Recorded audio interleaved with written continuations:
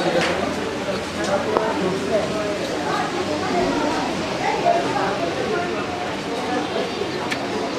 আছে উপস্থিত সবাইকে দৃষ্টি আকর্ষণ করছি। সবাই তাকাইবো। উপস্থিত সবাই দৃষ্টি আকর্ষণ করছি, আমাদের লাইব্রেরিতে খাবার রাখা আছে, সবার আইডি কার্ড নিয়ে আপনারা খাবার সংগ্রহ করুন। ওটা বেচতে থাক, ওটা তো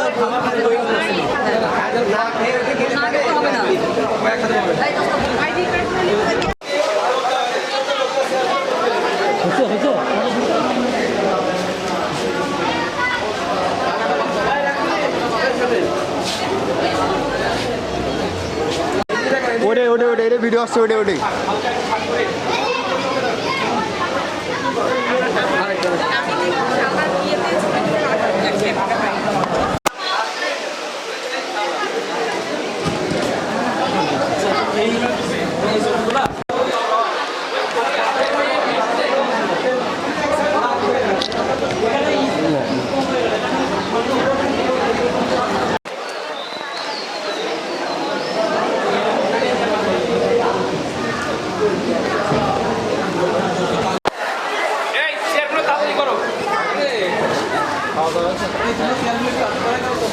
ওরে দিক তাকাবে না।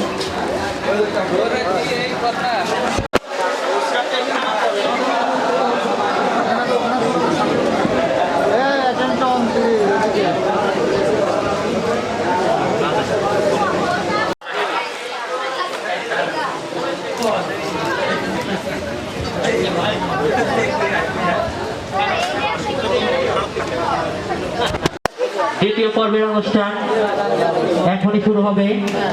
প্রথমে থাকছে স্মৃতিচারণমূলক বক্তব্য। স্মৃতিচারণমূলক বক্তব্য প্রথমেই রাজীব বিশ্বাস মঞ্চে এসে উপস্থিত হন।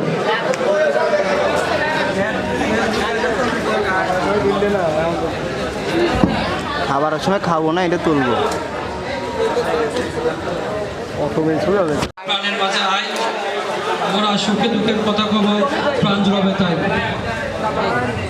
রাজবাড়ী জেলার পাংশা উপজেলার ঐতিহ্যবাহী শিক্ষা প্রতিষ্ঠান হাটবড় গ্রাম উচ্চ বিদ্যালয়ে আজকে বিভিন্ন জায়গায় বিভিন্ন কর্মের মধ্যে আছি। তবে আমার যে স্মৃতিটা সবচেয়ে বেশি, তবে এটা খুব ভালো স্মৃতি নয়। আমি যখন ষষ্ঠ শ্রেণীতে পড়াশোনা করি, তখন আমি বেশিরভাগ দিন পঞ্চম পিরিয়ডের পর যখন আমাদের বিরতি হতো, আমাদের সুস্বাস্থ্য কামনা করি। পরিশেষে এই বিদ্যালয়ের সকল শিক্ষক, কর্মচারী, কর্মকর্তা এবং সকল শিক্ষার্থীর সুস্বাস্থ্য এবং দীর্ঘায়ু কামনা করে এবং এই প্রতিষ্ঠানের উত্তরোত্তর সমৃদ্ধি কামনা করে আমার বক্তব্য শেষ করছি। আসসালামু আলাইকুম। পরিবেশন করার জন্য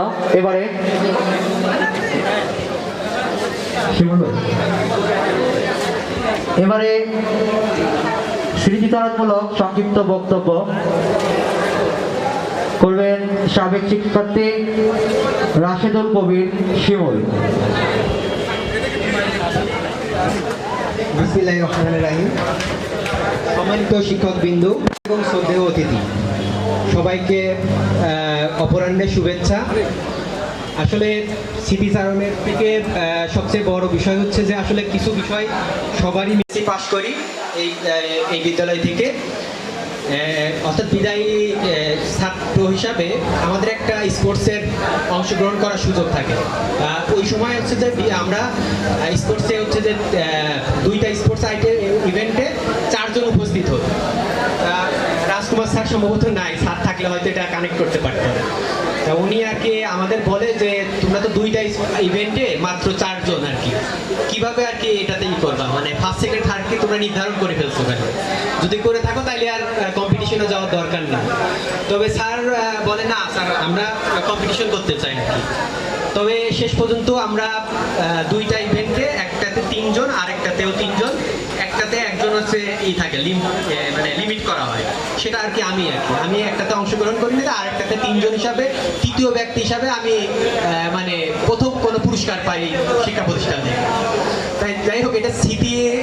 মধুর স্মৃতি কিনা বলবো না, তবে একটা উপায় যেভাবে আসলে বলতে গেলে পারে আমার কিছু হয়তো মানে নার্ভাস কিংবা হচ্ছে যে ব্যক্তিগত বিষয়ের কারণে সেইভাবে এক্সপোজ করা হয় না। তবে আমার স্ট্রেংথ আমি পরবর্তীতে স্যারদের কিংবা অন্যান্যদের থেকে বুঝতে পেরেছি যে আসলে 1-to-1 কমিউনিকেশনে আমার হয়তো কিছু স্ট্রেংথ থাকলে পারেও পাবলিক ফোরামে কথা বলার ক্ষেত্রে আমার কিছু লিমিটেশন আছে, সেগুলো আসলে ওভার দ্য টাইম কিছুটা লিমিটেশন হয়তো রিমুভ করছে অথবা কিছু ইমপ্রুভমেন্ট হয়েছে। থার্ড স্মৃতি হচ্ছে যে আসলে ওই বিদায়ী শিক্ষার্থী হিসাবে বিকল্প কোনো ছাত্র হয়তো না থাকার কারণেই আমি ডক্টর মোহাম্মদ শহীদুল্লাহ হাউজে ছিলাম। স্মৃতিচারণ বলতে আমাদের শিক্ষকবৃন্দ যারা আজ এখানে আছেন এবং তারা রিটায়ার করে ফেলেছেন, কিন্তু তারা অনেকেই জানে না যে আমার ছাত্ররা আজকে কোথায়, কেউ জানে না।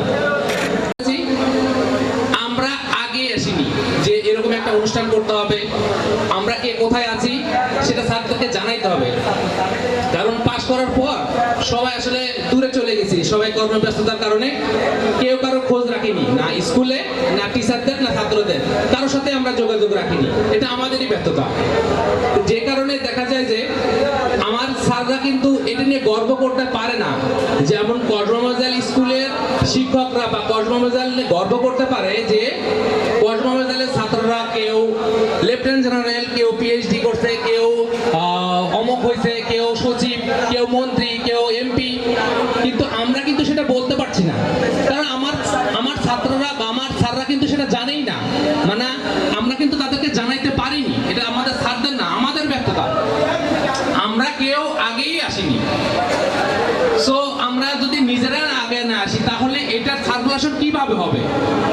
এটা কিন্তু এই অনুষ্ঠানটা যদি যত ব্যক্তিও আকারে হতো তাহলে কি হতো, অত্র এলাকার মানুষ জানতো যে না, অত্র এলাকার এখানে যদি আরো 15-20টা 200 গাড়ি আসতো যে না অমুক প্রতিষ্ঠানের থেকে অমুক এসছে, অমুক প্রতিষ্ঠান থেকে অমুক এসছে, স্যাররা কিন্তু গর্ব করতো, গর্ব, কিন্তু স্যাররা সেটা আজকে করতে পারতেছে না, কারণ স্যাররা নিজেরাই জানে না আমার সন্তানরা বা আমার ছাত্ররা আজ কোথায়। এটা কিন্তু আমাদের অনেক বড় দুর্বলতা।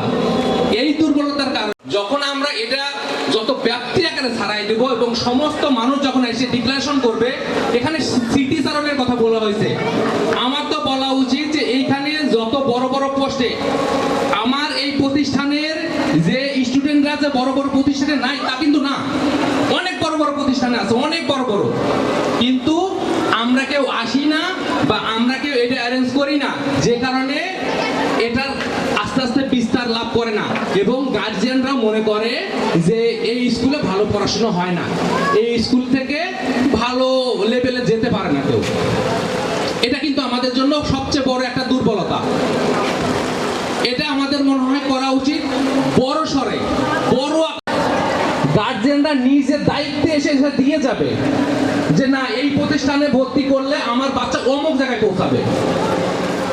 এটা নিজে বলার চেয়ে এই বিজ্ঞাপনটা সবচেয়ে বড়, কিন্তু এটা আমরা ব্যর্থ, যে কিন্তু আমরা কিন্তু সেটা বলতে পারছি না, এই বনগ্রাম কেউ চেনে না, কেন আমরা ওইভাবে হাইলাইট করতে পারিনি, আর আমাদের বড় ভাই, ছোট ভাই, সিনিয়র জুনিয়র কেউই আমরা এটা হাইলাইট করতে পারিনি, যে কারণে আজ এটা কেউ চেনে না। আসলে স্মৃতিচারণ করার কথা বলা হয়েছে, তো অনেক কথাই আছে, এখানে অল্প সময়ের মধ্যে এত কথা আসলে বলা যায় না, কিন্তু যদি সময় থাকে আমার মনে হয় কিছু আমার বলা দরকার। আমি এই বলার জন্য এসেছি, আমি ঈদে আসিনি, আজকে কিন্তু ঢাকা থেকে আমার একটা বাড়িতে প্রোগ্রাম ছিল আর এই একটা প্রোগ্রাম, আমি দুইটার জন্য আমি ঢাকা থেকে এসেছি। আজ হয়তো আমি 12টা দিকে পৌঁছাইছি, টাইমে সবার সাথে মিট করতে পারছি এরকম হয়নি, হয়তো বাজারে ঘাটে আশেপাশে 2-1 স্যারদের সাথে আমার কথা হয়েছে, দেখা হয়েছে, বা তারা কিন্তু আচ্ছা একটা কথা না বললেই না, রাজকুমার স্যারকে কিন্তু আমি চরম ভয় পাই। কি জন্য? আসলে এগুলো বলতে হবে, স্যার থাকলে আরো ভালো হতো। স্যারের জোড়া বেতের বাড়ি আমি চরম ভয় পাই। আচ্ছা, স্যার একদিন বাজারে আমাকে বলতেছে, মনি তুমি ভালো আছো, কোথায় আছো? তখন আমি বুঝছি যে স্যার শুধু মানুষ করার জন্যই শাসন করেছে। যখন সে মনি বলে আমাকে বলছে তুমি কোথায় আছো, তখন কিন্তু আমার আসলে ওই ফিলিংসটা অন্যরকম হয়েছে, যে না সে আসলে আমাদেরকে মারছে, পিটাইছে, সেটা মানুষ করার জন্যই, এই জন্য না। কারণ তার ওই ভাষাতে এখন বুঝছি যে সে মনি মানে সে নিজের সন্তান মতোই দেখছে। এই জিনিসগুলো আসলে আমরা বলতে চাই, শুনতে চাই, যারা জুনিয়র আছে তাদেরকে মোটিভেশন করতে চাই। কিন্তু এই স্কোপটা আমাদের আরো তৈরি করা উচিত। আসলে আমাদের নিজেদের ব্যস্ততা নিজেরাই স্বীকার করা লাগতেছে এবং আমরা নিজের ব্যস্ততার কারণে সময় দিতে পারছি না, এরকম করতেও পারতেছি না। তবে ছোট আকারে করুক আর যেভাবেই করুক, এই ছোট ভাইরা যেভাবে করেছে, আজকে হয়তো শুরু করেছে, এটা হয়তো একদিন অনেক বড় হবে, এটাই আমি আশা করি। কিন্তু এটা যে শুরু করেছে এর জন্য এই ছোট ভাইদের প্রতি অনেক অনেক শুভেচ্ছা, অনেক অনেক ধন্যবাদ, যা বলে শেষ করার মতো না। এটা আমাদের শুরু করতে হবে এই প্রতিষ্ঠানের সাথে, আমাদের নিজেদের সাথে, আমাদের স্টুডেন্টদের সাথে, আমাদের ছাত্রদের সাথে। কি জন্য করতে হবে? আমরা বুক খুলে বলতে চাই যে আমি অমুক প্রতিষ্ঠানের ছাত্র বা শিক্ষক। তা না হইলে আমি তো আসলে গর্ব করে বলতে পারবো না আমি বড় হয়েছি, সেটা আমার প্রতিষ্ঠানের লোকই জানে না। তা আমার এই বড় হয়ে লাভ কি? দুঃখিত, আসলে কথা বলবে তাদের থেকে যেন জুনিয়ররা বা স্টুডেন্টরা এভাবে মোটিভেটেড হয় যে না আমাকে ওই পর্যায়ে পৌঁছাইতে হবে। কিন্তু আমাদের দুঃখের বিষয় আমাদের বড় ভাইরা বা ওই লেভেলে যারা পৌঁছাইতে তারা আসেনি।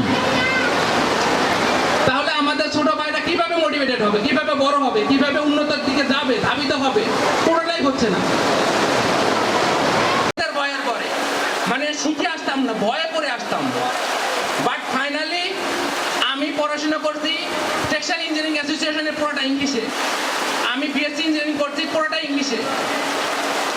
অথচ আমি ইংলিশে বড় ভয় পাইতাম, কিন্তু ফাইনালি আমি আমার সমস্ত কিছু ইংলিশে করেছি। আমার প্রতিষ্ঠানের সমস্ত কিছু ইংলিশে হয়, আমার চাইনার সাথে বিজনেস হয় ইংলিশে, এখানে বাংলার কোনো কথাই হয় না। তো সব প্রতিষ্ঠান আমাকে যেভাবে শিক্ষা দিয়েছে, এই প্রতিষ্ঠানের কারণে আজ আমি এখানে।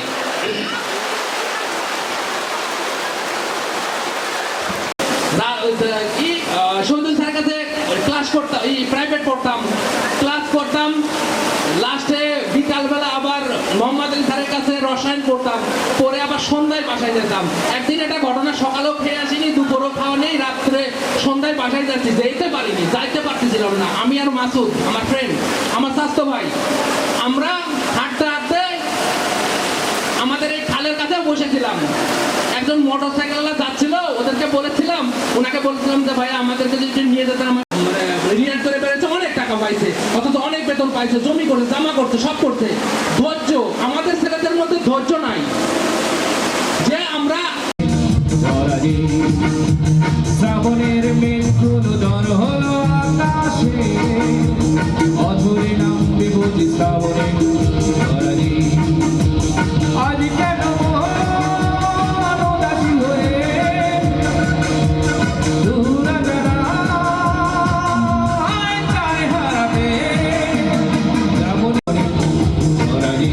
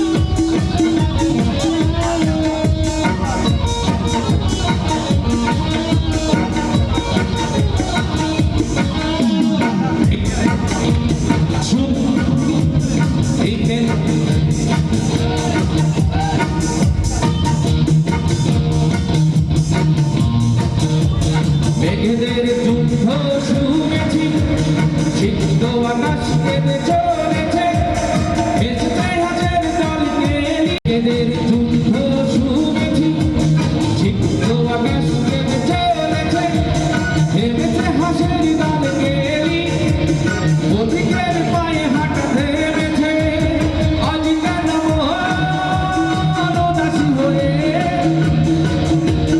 দূরা জানায় যায় হারাতে শ্রাবণের মেঘগুলো জ্বর হলো আকাশে অধরে নামবে বুঝি শ্রাবণে ছড়ালি শ্রাবণের মেঘগুলো জ্বর হলো আকাশে অধরে নামবে বুঝি শ্রাবণে ছড়ালি আজ কেন মন উদাসী হয়ে দূরা জানায় যায় হারাতে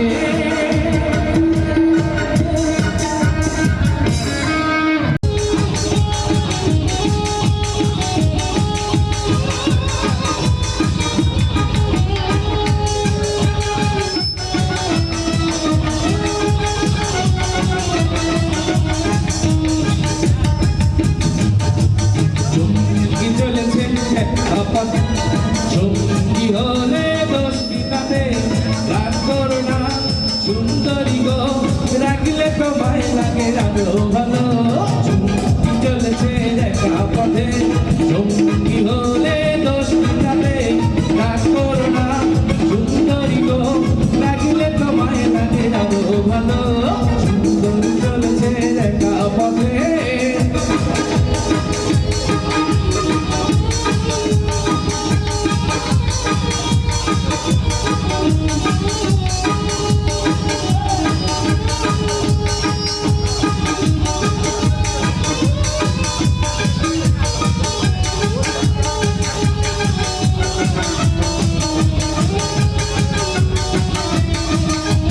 মুখেতে গালি মিঠা মিঠা হেয়ালি যত খুশি গালাগালি করো সেই ভালো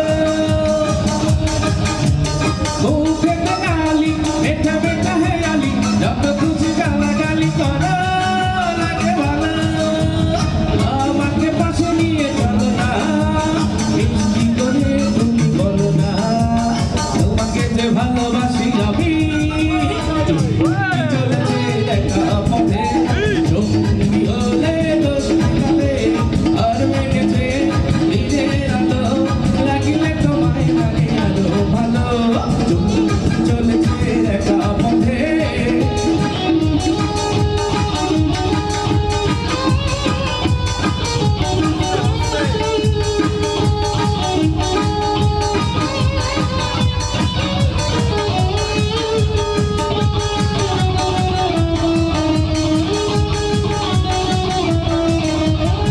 ওটাতে ডালি হাত করা খালি যাবো দেখে আমার হাতে ধরা সেই ভালো ও কানওয়ালি হাত করা খালি যাবো দেখে আমার হাতে ধরা সেই ভালো একা একা এই পথে চলো না আর কারো নজরে পড়ো না তাহলে যে মরে যাবো আমি চুমকি চলেছে দেখা পথে চুমকি হলে দোষী তবে আর মেঘেছে দিনের আলো লাগিলে তোমায় লাগে আরো ভালো চুমকি চলেছে দেখা পথে চুমকি হলে দোষী তবে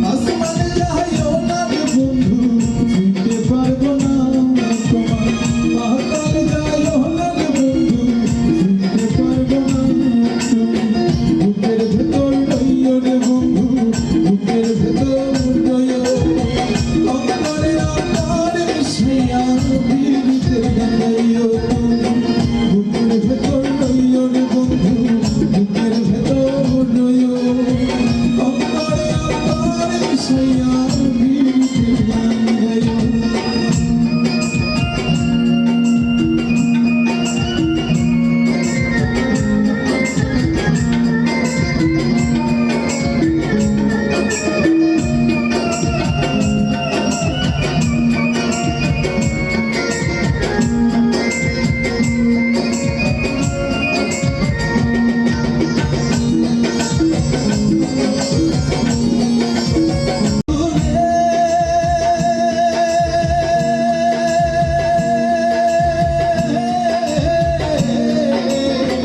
সত্যি নারীর প্রতি যেমন পর্বতের হিংসরা অসৎ নারীর গতি যেমন ভাঙা নামের গোড়া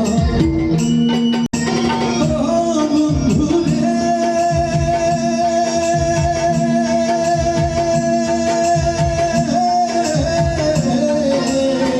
সত্যি নারীর প্রতি যেমন পর্বতের হিংসরা অসৎ নারীর গতি যেমন ভাঙা নামের গোড়া নারীর গলই হইও রে বন্ধু নারীর গলই হইও অন্তরে অন্তরে মিশিয়া দিতে গাইও নারীর গলই হইও রে বন্ধু নারীর গলই হইও অন্তরে অন্তরে মিশিয়া দিতে গাইও